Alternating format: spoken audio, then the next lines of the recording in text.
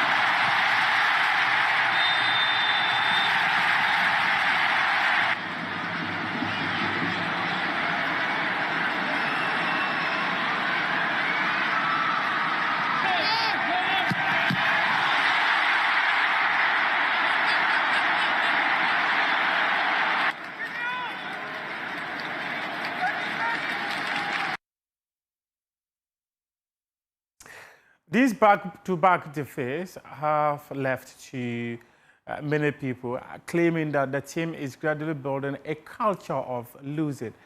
Well, Otoado disagrees with this position. However, he supports the notion that the boys must improve if they want to put themselves in a better position to be ranked highest among the countries that will be competing at the FIFA World Cup. So we had sometimes, especially in the first, problems when to press, who should press. But it's not so easy for the guys because they haven't played together for a longer time, and we had a lot of new players, so it was not easy for them to press, especially when South Korea overload one side, and we were too far away. And then it's the decision who goes to their fullback. Is it the winger, or is it our fullback, or is it number 6? And there sometimes the timing was not there, and that's why, especially in the first half, South Korea had more ball possession and created more chances. When we adapted to it in the second half, we did better then, and put a lot of also pressing into the game, and better pressing. But surely, especially the first goal, killed a little bit our pressing and also our good game in the second half. And Korea, the two teams. It's difficult to compare because we played, first of all, we played a different system. But I think we had more chances today than against Japan. Japan, to be honest, they were very, very good. And if you see also the last game for a nation to beat Brazil, you have to be very, very good. And I think they are at the moment on a very, very high level. Brazil usually doesn't lose too much, and for them to beat Brazil, there you can see the quality they have. On a good day, you can see that Japan can beat everyone, and I think Ghana, but also South Korea, they're not there yet. For the World Cup, there's still some months to go for us to improve. Surely also in all aspects, in pressing and creating chances, but also not allowing chances. There's still room to improve, I think, for especially for Ghana.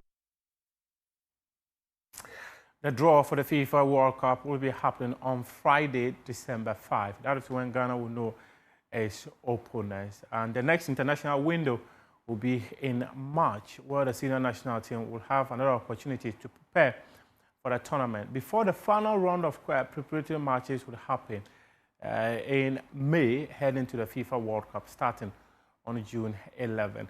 Now let's come home and talk Ghana Premier League football. The head coach of Kumasi Asante Kotoko, Abdul Karim Zito, he is worried about the injury situation in his club right now. About 10 players are not available for the Porcupine Warriors in their match against Young Apostles later today. He says that these injuries are quite difficult for him because he has no idea when the players are going to be available for selection. No, rather, they are going back to injuries. When at the moment I have about 10 players that can never play this game, and I don't know when they will come to play. Like Kotoko, the ACL, and then you look at in team Shaibu, Minta, Walid, Entry, Set, Saka, Ansu, with Kamara who are gone for national duty. So all these boys I mentioned, the players I mentioned, will never be on the field tomorrow. So we are even left with 18 players. Even the small boy Amisa is also having growing issues. So these are, but at the end of the day, the rest we have to manage and then use the rest to achieve the objective. After a 1-1 draw with Adriana, how do we go into this game? Well, the attitude should be even bigger than the one we went in to play against Adriana. We've seen our mistakes, we've corrected them, and then we also talk about the mentality. Why should we wait for somebody to beat you before you wake up to play? And that's all amounted to the draw. But at the end of the day, it's better than we losing. So for a match against Young Apostles, we don't have any excuse. Yeah. Definitely, if we mean to win the league, these are some matches, all home matches should be win, yeah, no matter how.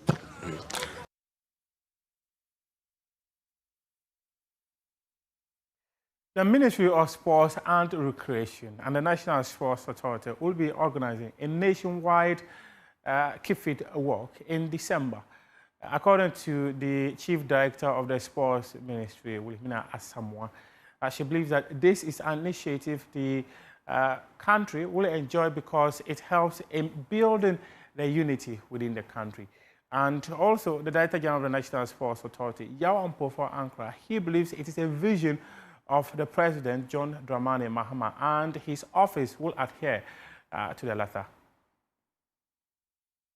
This upcoming event is more than just a race.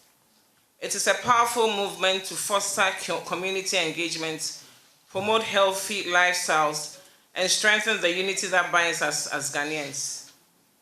Under the visionary leadership of President John Dramani Mahama, and through the dedicated efforts of the Ministry of Sports and Recreation, we are embarking on a nationwide campaign that will inspire pride, patriotism, and camaraderie across all 16 regions of our beloved country.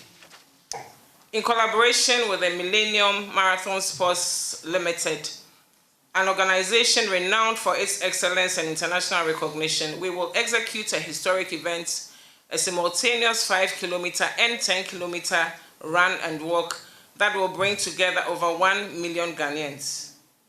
This is an ambitious endeavor, one that underscores our collective commitment to health, unity, and national pride. And it also aligns with the vision of His Excellency President John Dramani Mahama, which is truly inspiring. The Ministry of Sports and Recreation, that supervises the NSA, National Sports Authority, is inspired by the vision of the President to ensure the success of recreation. Walking, running is one of those. And we need to advance this cause with full dedication. That is why the Ghana Independence Day run, walk is so important. It's a landmark, but I think this would change the face of recreation and healthy lifestyle in Ghana. It's a nationwide campaign designed to ignite pride and patriotism across our great country. This event goes beyond the conventional sporting activities and is a unifying gathering that promotes healthy lifestyles. I'm sure there'll be a time when other countries from the region and beyond will be coming to Ghana because we have shown the way with this novel, but also quite a simple day-to-day routine.